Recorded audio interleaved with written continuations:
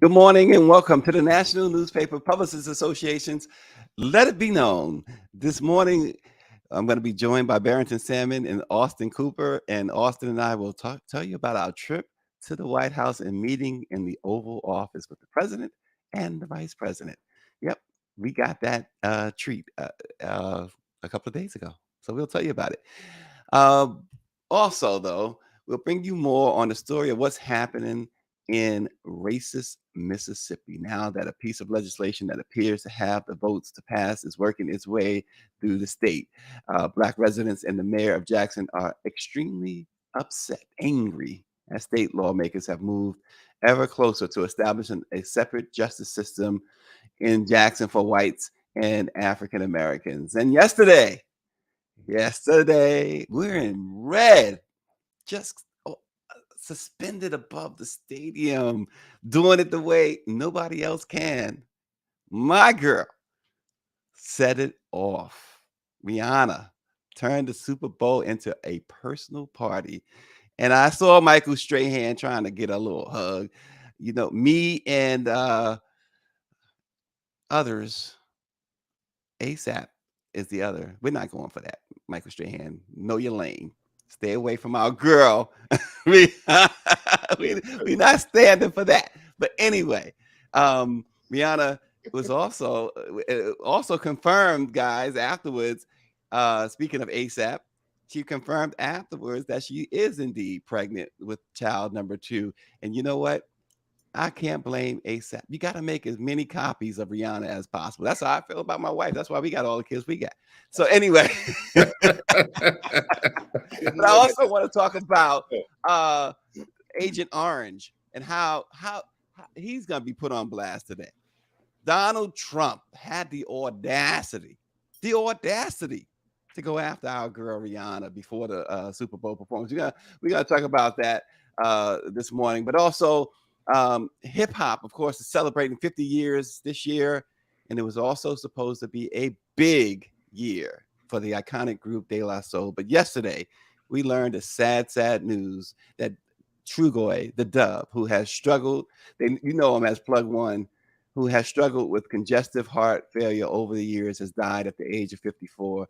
De La Soul have been working to get their first 6 albums on streaming services after years of negotiations with Tommy Boy Records, their former label. Reservoir Records stepped in, purchased the Tommy Boy catalog, freeing De La Soul, and after more than 3 decades, the group's groundbreaking records like 3 Feet High and Rising, and mine's stakes is high, I should say, artificial intelligence, things of that nature. They will finally be released on streaming services next month, in fact. And just last month, the Dove spoke on LL Cool J's Rock the Bells radio about the catalog, and he was really looking forward to a big year. Dave Trugoy, the Dove, has died.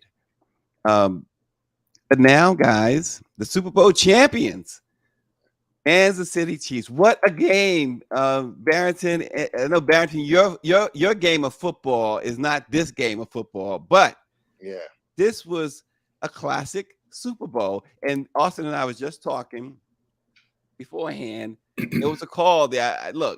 I got friends who are Eagles fans, and then I got others who are KC fans. To me, it was all about Rihanna, so I could whoever won. But it was a great game. It was a great game. But that one call, Austin, how do you make that call? What was it, holding or something? They call, it was some sort of a holding call, and I don't profess to understand football, but I didn't see any holding there. And as you said before the call, that he was holding. Yeah, he said that he held him, and he did. He did say he admitted to holding him. He admitted it. Yeah. So what's that was such a weak call. I mean, it was so weak.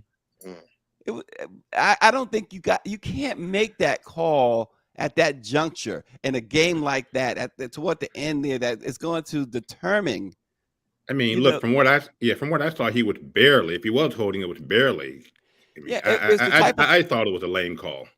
Yeah, I thought it was lame too. And hey, you know what, Barrington, you're right. Big ups to the defensive back who admitted it. Yeah, so.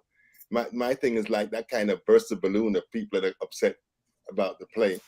And I mean, yeah, he didn't mug him the way that some of them do, but he held him. I mean, so. Look, the Four Times writes in that the flag was flagrant and ripped Jalen of a true chance.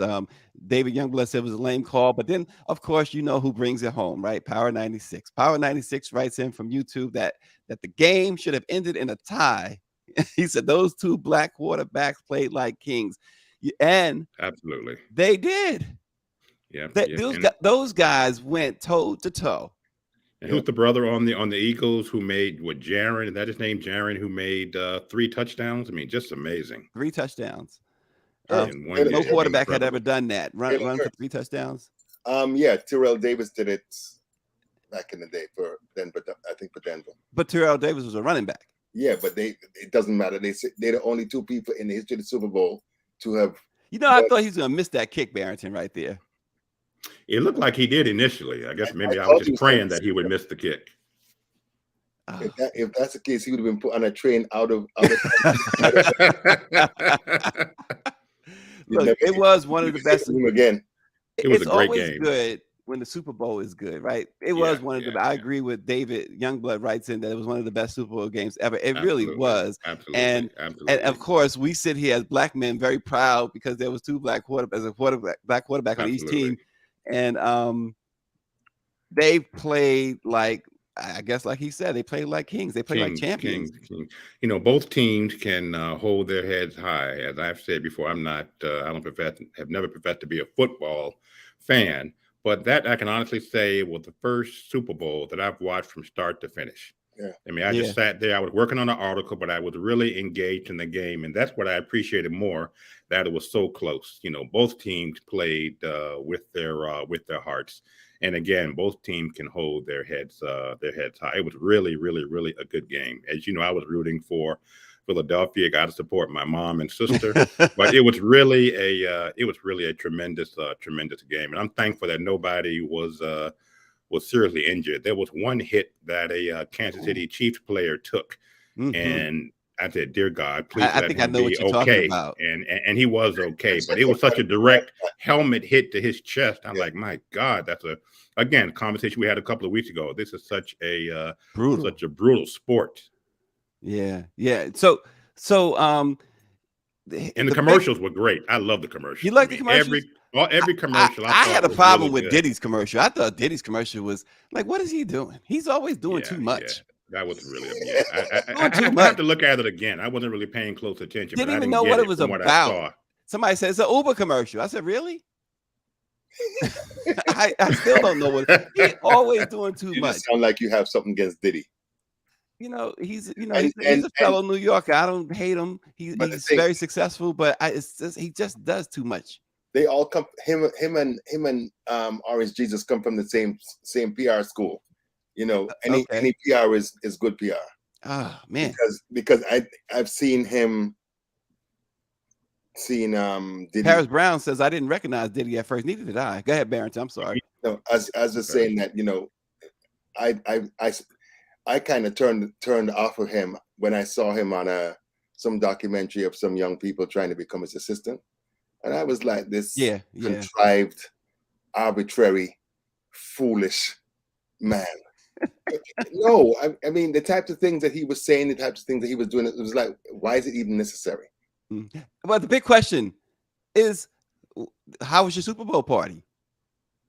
Did you go? Did you go to a party? Did you have a party? I went to a birthday party. It's the Super Bowl. So that I'm not into that like I am with World Cup. World Cup, you couldn't find me. Well, that's true. That's why I said where in the world is Waldo Salmon? I was like glued to my TV for the whole time. Well, I went to my wonderful little sister's house, Dr. Nicole, and she had some hot wings, jerk chicken, some McDonald's. I'm not McDonald's. White Castle. We got White Castles. Real jerk chicken. Real jerk chicken. Barrington, you would be jealous. I'd be jealous. Okay. You'd be jealous. So you need to bring me some then. Next time. He made some banana pudding. You see how he is? You see how he is? Next time. Next time. Look, but Anytime you go to a Super Bowl party and they give you, my sister gives you these take-home plates, these take-home containers, like you're in a restaurant, you know you're at a real good Super Bowl party. Nice. Okay. Yeah. I thought of going, my sister held a Super Bowl party for 10 or 15 at her place. And, I briefly thought of going up there, but I didn't feel like doing that. Yesterday the weather was crappy. And I didn't know what the traffic would be like, so I just stayed here in the. So I gotta ask you guys a question. So speaking of my sister, she's gonna hate me for this, but speaking of my sister, so she's engaged, right? Congratulations, of course, right? Yeah, I gotta say congratulations. Say it. Congratulations, sis. And since we have nothing to do with what's about to come out of Stacey's mouth, but go ahead, Stacey. She got a wonderful guy who won't yet put her on a first class Amtrak or whatever. What's up with that? Why? Got to put on first class, right? This idea of business. I want you to tell my future brother-in-law, both of you guys, because you ever see that commercial or is a thing with on Instagram where or the other platform, the kids like TikTok, where the guy comes, he wants to date 50 Cent's daughter. And 50 Cent takes him to the back room. Says, "Let me talk to you for a minute." Takes him to the back room, and all of these guys, they're like these bodybuilders, workout guys. They confront the guy. And I've not seen that. So I need you guys to be those guys. So I need you to tell my future brother-in-law. I can't jump in his neck if I don't know what the reason is. He's not yet let her travel first class or pay for her to travel first class. And do you know why? There's no reason. You can't give me a reason for that. Is it because he's cheap? Is it because he's frugal? Is it because I don't know. I don't know if he's cheap. Maybe frugal is the word, right? Probably frugal. Before you take him in the back room. I've taken him in the back room a few times. It won't change anything. He's stubborn. Oh, okay. No, I mean, at least once he ought to put her, treat her like the queen she is. At least once. Thank you. And put her in first class. At least once. First class, right? My sister deserves first class. So. Absolutely. All right. Now that we've established that, let's go to the real deal here. Look, she writes in, "We travel business for business since he works for the Trailways." He works for now I'm really upset. Don't say that. He works for him, so he should be able to have you in the front of the train. Next. Funny. Donald Trump, one of Barrington's favorite presidents to beat up on. Yeah. He had the audacity. This is I've been looking forward to this conversation, guys. So Rihanna's reign, of course, can't be stopped. Last night proved it cannot be stopped. Absolutely. And former president, the Agent Orange himself, and Barrington calls him something. What do you call him, Barrington? Orange Jesus. Orange Jesus. Is big mad. He's bigly mad about the fact that she performed last night. Before the show, he went off on her. Without her style, this is what Trump says. Without her stylist, she'd be nothing. Bad at everything and no talent. Wrote the twice impeached president, the soon to be indicted former president. His outlandish remarks were in response to another outlandish person who, of course, is trying to get notoriety. Republican Representative Ronnie Jackson of Texas tweeted that Rihanna should not have been chosen as the halftime show performer. I'm sure he watched anyway, and he probably enjoyed it and won't tell people he enjoyed it. He talked about how Rihanna spray painted a F Donald Trump on a car at the Cadillac Ranch in Amarillo when he was president. He says she's made a career of spewing degenerate filth while bad-mouthing America every chance she gets. Why is the NFL showcasing this crap? Well, and Donald Trump led an insurrection. But Donald Trump is degenerate filth himself. Exactly. So well, he was mad, and he was big mad because Rihanna was one of the artists who told him, "Hey, don't be playing my music at your rallies." Yeah, And but look, what does Donald Trump do best? He go after Black women because Steven Tyler of Aerosmith, Bruce Springsteen, the boss, all of them have told him not to play their music at his. He didn't go after them. But listen. He this is a twofer for him. It's an opportunity for him to attempt to denigrate a black woman, and also have the audience, the multi-million audience for him to. I mean, there's no great mystery. My sister says I'm bougie. Greer says that too. That you're bougie? Yeah, I'm seeing what she's writing, and that's just not nice. But look, here's the thing. I was prepared and still am. I'm still loaded for bear for Donald Trump for going after Rihanna like that. But let's let her fans do it. Let's let the Rihanna nation do it. So I was looking at some tweets. At Sandy CSLTX says Rihanna is a queen, unlike Trump, who is trying to act like one. So that was a good one. At Notorious Normani says Trump attacks Rihanna, said without her style she'd be nothing, bad everything, and no talent. This coming from a man whose father gave him millions upon millions of dollars and still managed to have almost 10 bankruptcies. Wish I could just put the letter L on his forehead. You don't need. And at Mel Brown 00 says Donald Trump, whose face looks like it has a Best Buy date of July 12, 1972. That was the best one. Has the nerve to insult Rihanna. And then at ehimgood _ Trump saying Rihanna has no talent, is wild because she can sing and dance. He can't. But the kicker is she's better at business than him. Yeah, absolutely. She's prettier. She's smarter. She's her wealth. She's more savvy. Yep. She's a woman. She's a shrewd, smart businesswoman. Astute businesswoman. She's everything that he wishes he could be. Yep. And she was not born to, as you said, Stacey, she was not born into wealth. Nope. And as somebody else pointed out, this was one last tweet. Mike Singleton says, not surprising that Trump is attacking Rihanna. He posted, of course, without her stylist. I don't know what that means, without her stylist. Rihanna don't need a stylist, by the way. Thank you. Trump, thank you. It's saying that she has no talent. He says Trump has a thing about attacking powerful black women, and Rihanna must really bug him being richer than him. Self-made. She's, according to Forbes, Rihanna is the only one of 2 black women to be billionaires. The other is Oprah Winfrey. And self-made is what somebody wrote in, and that she is self. And she talked about, before the Super Bowl, she talked about the fact that she wanted to perform because she wanted to make sure that her child saw her perform. She hasn't done a lot of that. It's been the first performance in 7 years. But she has also talked about where she came from. She came from basically nothing. Yep. Very modest means. Yeah. Which makes her even more shining a story of success. Yeah. And the fact that she's worth the fact that she's a billionaire is kudos to Rihanna, and to hell. Oh, and by the way, she's not the Kanye West type of billionaire. Exactly. She always wear her chain. Exactly. According to Dave Chappelle.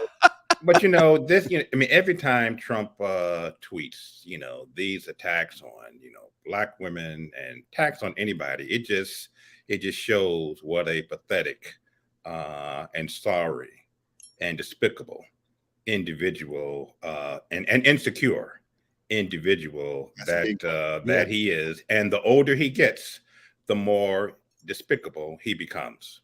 Yeah, I like what the 4 Times writes. Trump is out and Trump is trash, and it's 4 Times puts in these emojis.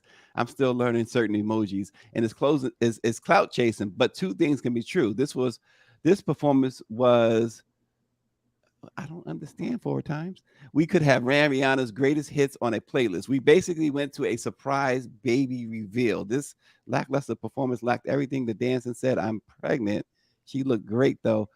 So I guess it's a criticism of we not having that. I don't know why I read it. We're not having criticism of Rihanna's.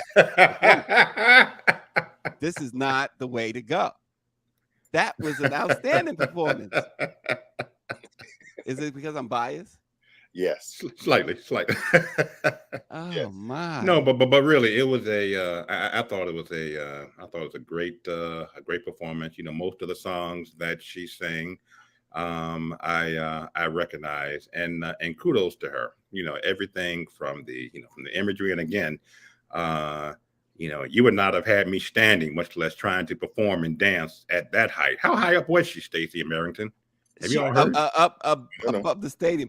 Here's the thing: her performance. Here's why her performance I thought was really good. It didn't. It's certainly not Prince worthy, but it certainly is worth talking about as to the fact that she hadn't done it in 7 years, right?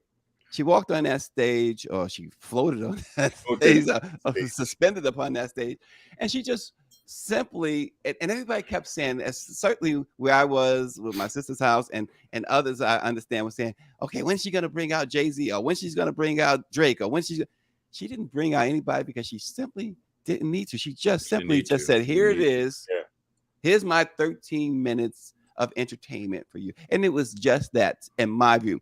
It was very entertaining. And I love the part where you talk about her being a billionaire, smart business person, or whatever. I love the part where she had them break out the Fenty stuff and started, in mid-performance.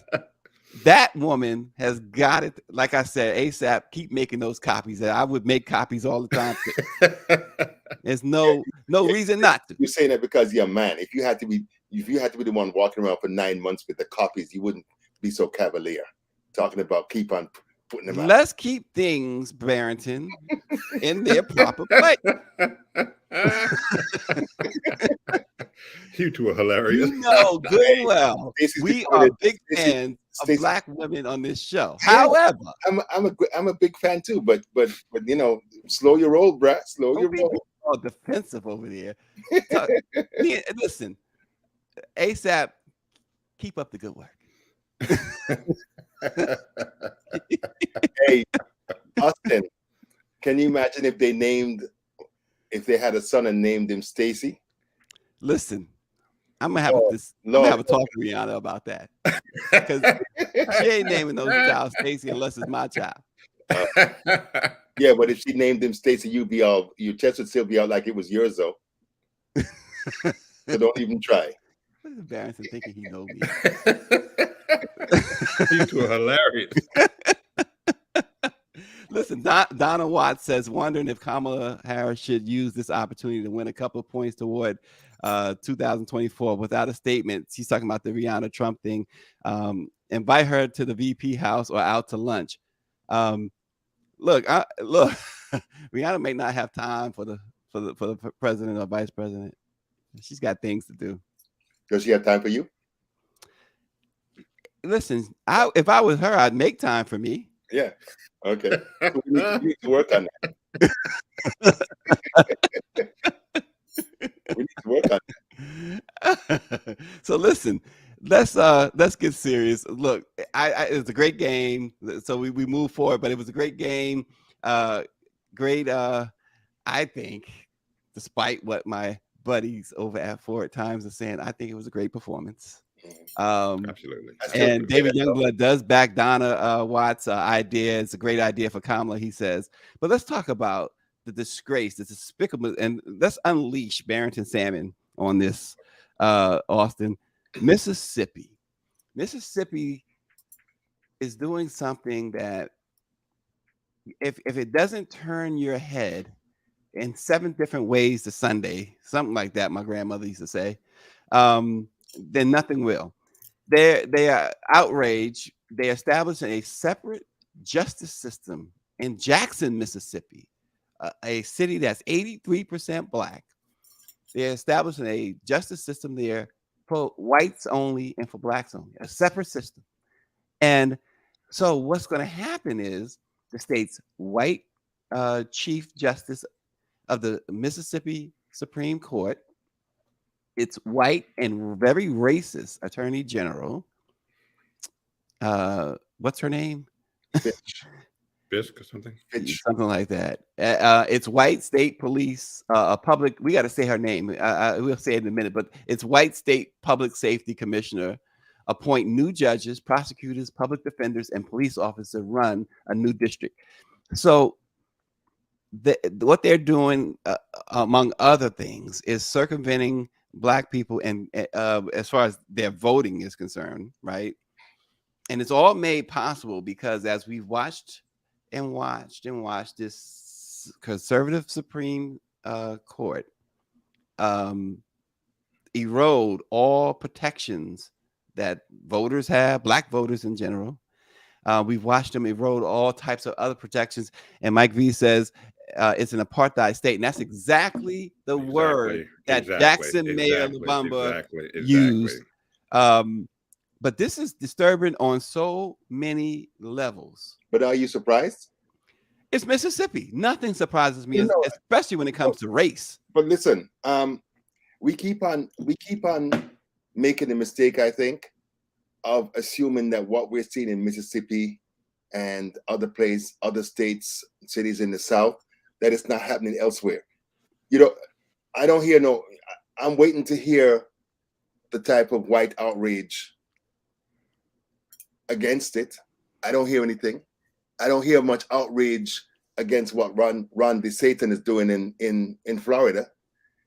This is perhaps just the nastiest, dirtiest example of apartheid that is part and parcel of what used to be the Republican Party. Mm-hmm. They are making sure with voter suppression, with everything, with every legislative means that they can to push Africans in this country back to 1860. Yep. And my state of birth, Florida, is fast becoming an apartheid state as well. So it's a good point, Barrington. But, the state of Mississippi, every time when you think that state can't go, lower with racist behavior, they always prove themselves. June 12th, 1963, 60 years this June. A 37-year-old field secretary for the NAACP, Medgar Evers, was shot and killed in his driveway. By Byron. He had just, and he had just left his office, and I forgot he dropped off. He was in meetings all day with either Marion Wright Edelman or Eleanor Holmes Norton, I don't remember, who were assisting him with voting rights efforts with the NAACP all across the state.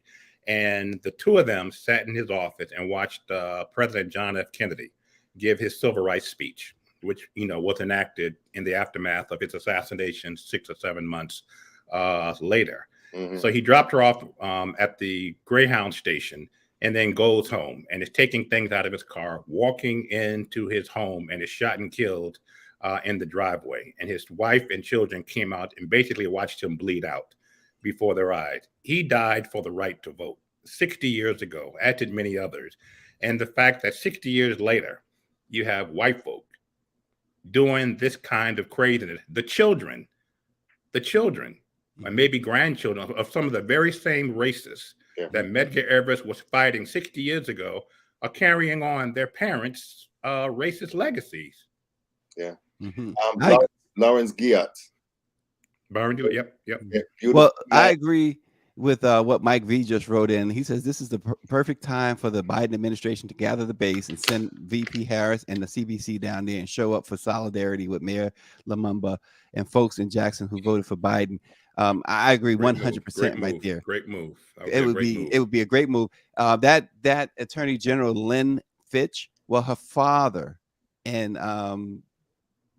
grandfather. There's a story on the Daily Beast that Greer shared with me. I read in horror. It's a horrible story. One that you should read it because it gives the history of this Attorney General's family. She was the one who you may know the name Fitch because she's the one who started in 2021, whose case was the one that ultimately led this Supreme Court to overturn Roe v. Wade.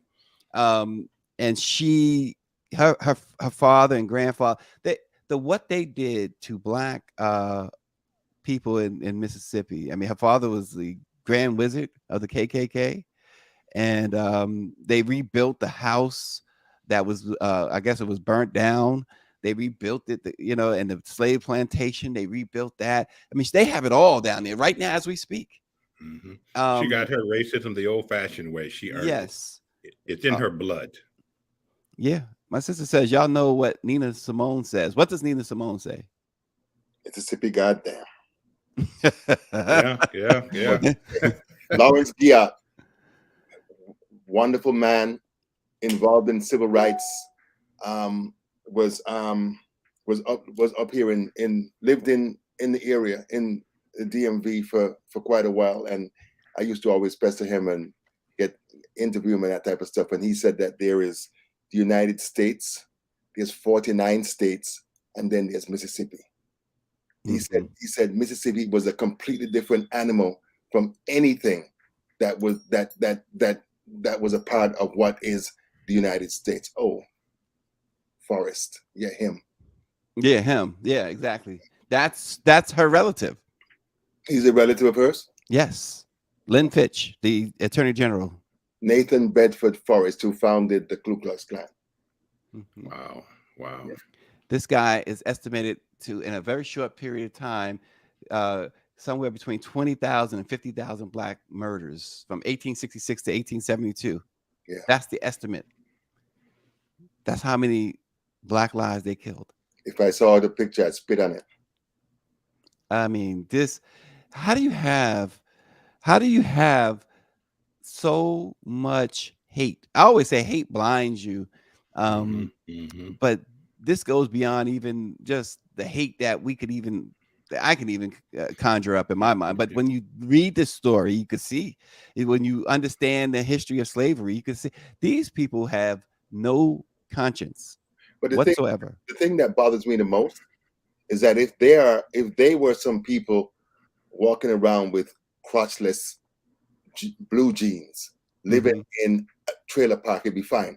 But these SOBs are in the legislature using laws and all of these instruments, these mechanisms to inflict the most punishment on Black people. And they have done it. Look, we talked recently about Parchment Prison down there, and how Jay-Z's Rock Nation filed lawsuits and pressed until they finally did some cleanup there. Mississippi. It's cosmetic, Stacey. Yeah, it is cosmetic. It ain't no real changes going on in Mississippi prison system. It's one of the worst in the world. In the world, without question. And the thing about it, Mississippi, I just can't see. And again, we got two amazing newspapers down there, the Jackson Advocate and the Mississippi Link. Jackie Hampton, one of our board members, and one of the more fantastic people in the National Newspaper Publicists Association. I just can't see how you live there. If you have the means, I don't see why you are there. I couldn't even visit. If we had a conference in Mississippi, wouldn't go. I wouldn't. I have to say, that's when I'd call in sick. Yeah, I've been to Jackson a few times on business meetings. Every year, Chairman Benny Thompson, who's from Mississippi, hosts a Congressional Black Caucus Institute conference every August in Tunica, Mississippi. I've gone to that 5 or 6 times. But I tell you, to get to that part of Mississippi, I would fly into Memphis, rent a car, and then drive maybe 50 miles to Tunica. And years later, after the Civil Rights Movement and all of that, I make it a point to land in Memphis 10 o'clock in the morning. Yes. And to have plenty of time to drive to Mississippi, where I'm not on the roads at night. Yeah. I've never experienced racism in Mississippi, but I tell you, I'm never 100% comfortable when I'm there. When I get to the conference, I ain't going out looking for nobody. I just stay on the conference facilities. Very nice people in the casinos, like very you're in nice a foreign people. country, right? Exactly. Yeah. And then, I leave early in the morning, by, not 5:30 in the morning, 6. No, I'm leaving at 9 a.m. to drive and get a mid-afternoon flight back to Washington. But to your point, I mean, I've been there a couple of times, but I'm never 100% comfortable when I'm there, just because. And even as I'm driving, I'm looking at the trees, and you see that the sign that says "Welcome to the state of Mississippi." Oh God! And my heart each time skips a beat. And as I'm driving and I'm looking at the trees, and this is daylight, and looking, I'm saying at the trees. Exactly. If these trees could talk, if this soil could talk, what have you witnessed that we don't even know about? Yeah. This is, again, that article that we talked about, Greer put up too. You could get an even better imagination of what those trees and what that soil has witnessed. And I know that that's just a small tip of the iceberg. What we know, exactly. And that is hard. Mississippi, I'm like Barrington on this. When it comes, Barrington has this thing about burn stuff down. This is one of those times where I'm certainly would just do it. They should take the military, wipe it out, and restart. Mississippi has there is nothing redeeming about Mississippi. It can't be, just like we talk about police, it can't be reformed. No. And the thing that I always think about as someone with an immigrant background is how we were always told when we were in Jamaica and other places about the fabulous, the great democracy on a hill, the place where freedom and justice reigned. And you come here and you see a prick like Ron DeSantis doing what he's doing. You see this Fitch person, you see this Tate Reeves governor, and all of these white people, these certain white people, because I'm not saying all white people are like this, but these certain white people who are intent on criminalizing, imprisoning, and doing whatever they can to Black people. And this is just another insult on the city of Jackson, Mississippi, because they have never allowed the mayor or the government, the city government, to take care of the more than century-old water pipes in the city. And every attempt that the government has made to try to get the governor and all of these others, I'm not going to say what I want to say. They've been trying to get them to finance repairs, and they won't do it. Because I'm telling you, I don't have no goddamn time for symbolism. All of the people in Jackson, Mississippi should tell them pricks in the legislature that they're not paying any more taxes. Because what do they have to lose? Right. What do you got? Right. What do you have to lose? My sister says Florida's not much better. It just has the beaches and Disney. Absolutely, sis. Absolutely. And that's my home state. It's horrible. It's absolutely, it's deplorable. You got to find ways to fight. Say again? You got to find ways to fight. I hope a whole bunch of people are filing lawsuits. There needs to be a Montgomery bus boycott style boycott of the state. Something needs to be done. Lawsuit. Something needs to be done. That's for and the gerrymandered maps are the reason why most of these Republicans are in office. And Brett Favre still hasn't been charged. And now he's suing people for saying he should be charged. Yeah. White privilege. He should sue me. Unbelievable. White privilege. He should sue me. I ain't got no money. Come sue me, Brett. Barrett, I like that. Call them out. I hope they throw them cases out. And because he sued Shannon Sharp and some other people who have been relentless. Because no matter how much he tries to change it, they misappropriated $5 million for his daughter's volleyball court at the University of Southern Mississippi. I don't care what the hell they say. The building's there. We know they use welfare money. They use welfare money. so he can pretend and act like Trump and act like he don't know what, he's saying he didn't know where the money came from, but their email and other correspondence that show that he knew, and was telling former Governor Phil Bryant that he didn't want the media to know what was happening. He wrote the agenda. He wrote the plan. He wrote the blueprint. Yeah. Well, I agree with the idea that the president should send the vice president and the CBC down there to stand with the mayor, and really make an issue out of this, more than it already is. It's not, it's not. It seems to be maybe because it is Mississippi, people are just not really paying attention to this.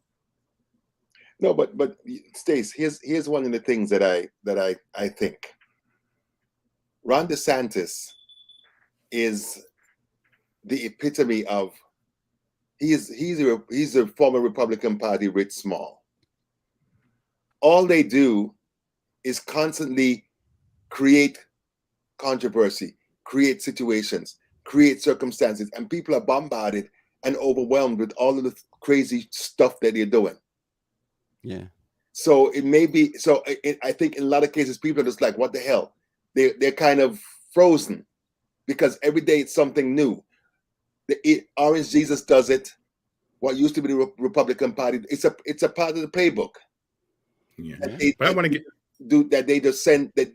There's so many different things they're doing at the same time to confuse and overwhelm people. But I want to give a shout out to this young brother mayor of Jackson. I always admire people who, despite the odds, put themselves out there and run for elective office and try to change the system from within. So this young brother here, yeah, exactly. Mm-hmm. I think we all owe him a thank you. It takes courage. It took guts for him to do what he's doing. I'm sure running for mayor included, he received numerous death threats because, again, this is the state of Mississippi.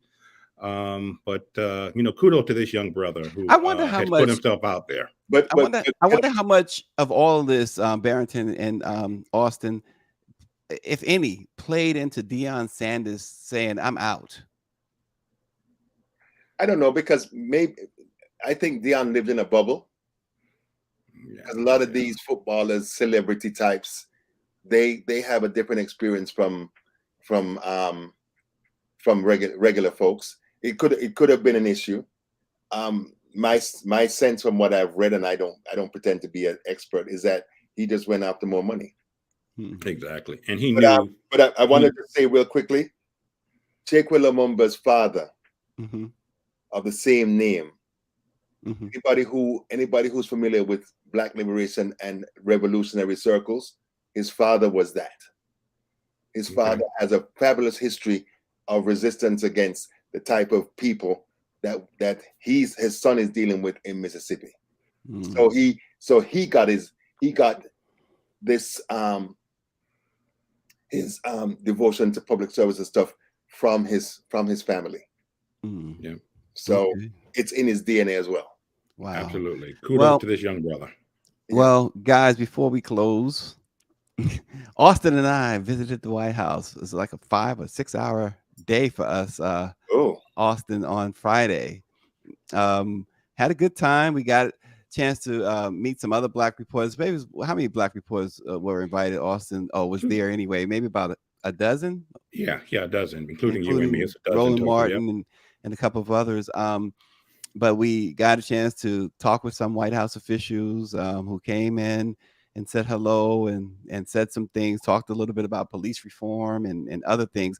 Now, can't really tell you everything or much at all, because all of it was pretty much either off the record or on background, which which in itself, we appreciate it. But certain things need to be talked about, and we can only talk about so much. But the highlight, so we were taken after a while, we were told to wait, and so that it would be worth our wait. You sitting there, they give us some Dunkin' Donuts and coffee in the morning, and then we had to go down and buy our own lunch. I'm complaining, right? had to buy our own lunch. And then after the session ended at about 2, it was supposed to end at about 1, but it seems like it was about 2 o'clock when it ended. We got there. They started on time, believe it or not, 9 o'clock. 9 o'clock. They said, okay, could you just hang in this room that they put us in? We were in Siberia. It was so cold. The Indian Treaty Room. The Indian Treaty Room. It was so cold in there, and I was telling one reporter, her feet were so cold. I said, just put your feet up on the next chair or something, because keep it off the ground. Because the coffee was good, but it wasn't keeping us warm. But nonetheless, they took us. They said, hang out. Nobody. When it was over, it was supposed to be over. And of course, our boy Austin wanted to get to the briefing room for obvious reasons. But they said, hang out. Did he get there? Oh, he got there, but the briefing room also came to him before he got there, because Corinne, she came and she said hello. She was wearing, what was she wearing, Austin? I don't recall. Austin's not going to let you draw him into any activity. Barrington, she was wearing this pink outfit, this pink blazer and pants, and I guess blazer is the right word, because Austin, that it was like 32 degrees below zero before she walked in, but it was probably about 100 when she walked in. Yo, Austin. Oh man! But nonetheless, they teased us to say, "Hold on, you won't regret it if you hang around for a little bit." So they took us downstairs, and at first I thought this was the extent of it, because it takes a lot of stuff to impress me when it comes to artifacts and stuff like that. So they took us to Kamala Harris's office, and in her office they talked this desk. The desk was awesome, because the desk used to be. It was John F. Kennedy's desk originally, I believe, Austin, and it was and then Richard Nixon's. Mm-hmm. Then Richard Nixon's, and they still had the duct tape. Resolute desk. Yeah, they still had the duct tape from where he hid the Watergate tapes on it, and all the vice presidents signed this desk. So it was pretty cool. Mm-hmm. Mm-hmm. But the coolest thing, now, as many times I've gone to the White House, and Austin's been to the White House many times, I have never been in the Oval Office. Well, guess what they did? They took us to the Oval Office. Secret Service took all of our phones before we went in. Was Joe Rankin there? Listen, I don't care who else was there. The fact is, Vice President Harris and President Biden greeted us in the Oval Office, and we got a chance to talk with them in the Oval Office. Okay. They did talk about police reform in the Oval Office with us. Again, the story. Well, again, Barrington, most of that stuff was either off the record or on background. Okay. So this is about me saying this. I don't know if the White House wants me to say this much, but you can't take that experience away. That was a great experience, and we appreciate the White House for Erica Lowe, especially. Thank you, Erica. Mm-hmm. Corinne, very hospitable. Rakia Dorsey, Megan Lynch, all of them.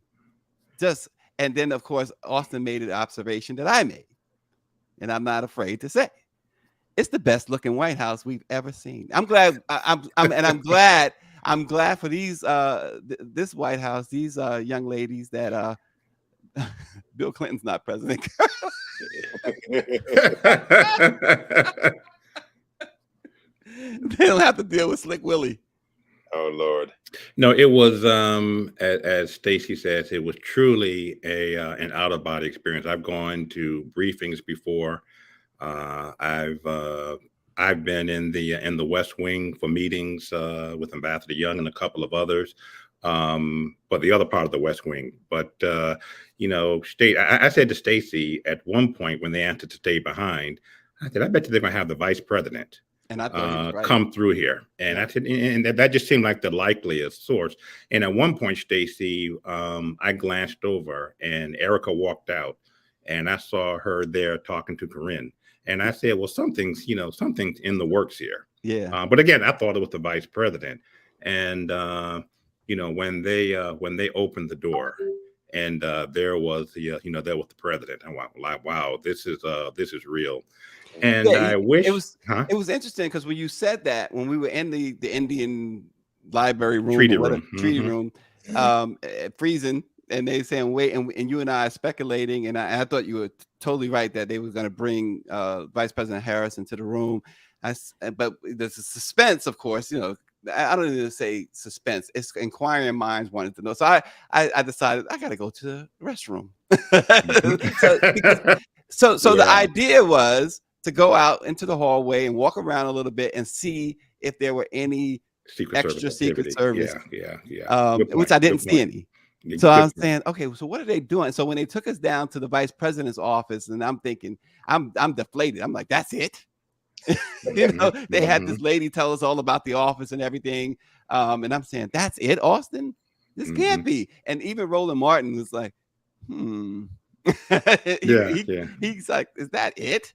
And I'm thinking, is that it? But it could. I'm still saying it can't be, because Erica kept indicating there was something more to come. And so I was like, okay, all the governors were there because it was the governor's thing. And so we had a couple of governors, or one governor, Illinois governor, come in, right? Pritzker from Illinois. Pritzker. Yeah, and Illinois.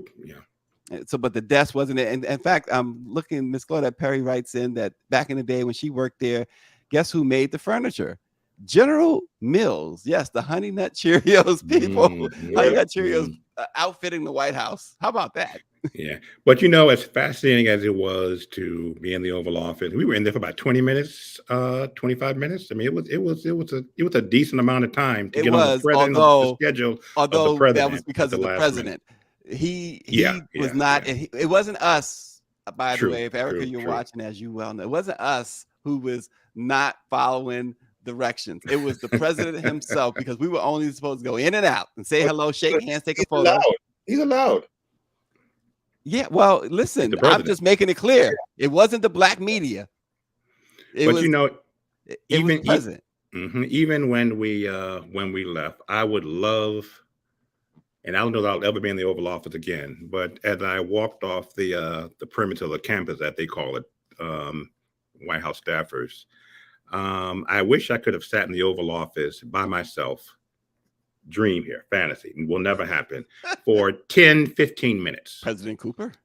Yeah. And I just wanted to walk around and to absorb and inhale the history of that office. I wanted to glance over at that desk and to see President Kennedy, dealing with the Cuban Missile Crisis, or talking to Governor Wallace about protecting students trying to enter the University of Alabama. I wanted to hear President Obama, imagine him on the phone dealing with the technicalities of the Affordable Care Act. I mean, the history of that room, and it's smaller than I thought it was. It is small than I thought it would be. Yeah. Yes. Well, Austin is so nostalgic. Only thing I thought about was it'd been cool if Richard Pryor was actually the president.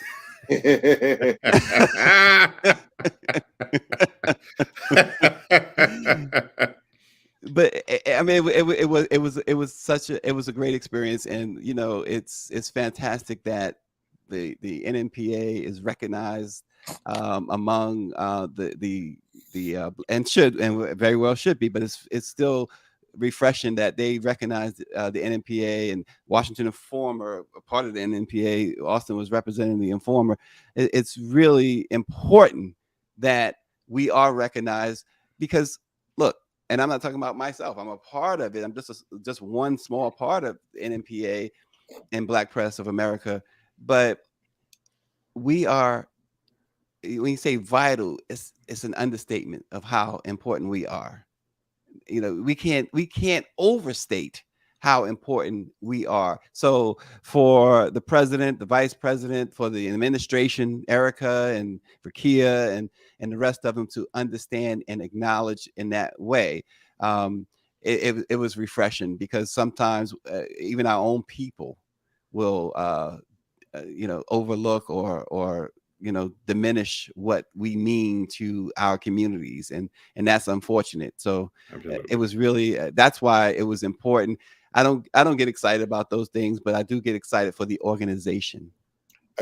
Stace, I was just thinking that the Congressional Black Caucus for a long time, I don't know if it's necessarily the case now, called the conscience of Congress. And the black press is the conscience of journalism in this country. Very good analogy.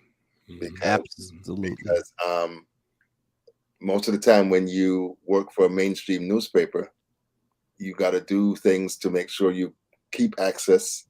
You got to make sure that you're spouting the party line, and most of the time the party line is damaging or hurting people that look like us.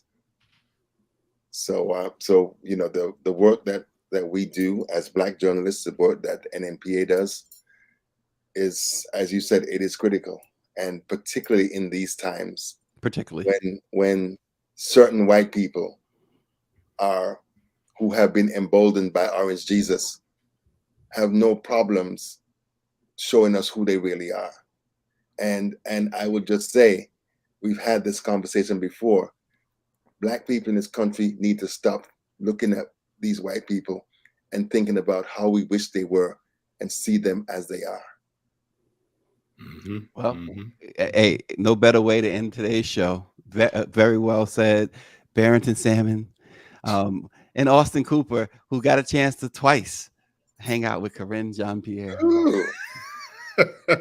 That was his Super Bowl. His life is complete. His life is now complete. Yeah.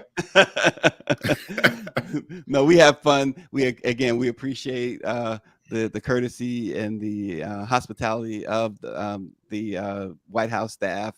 Again, Erica Lowe, Rakia Dorsey, totally hats off to you guys, and the great work that they do. They under the circumstances they have to do it.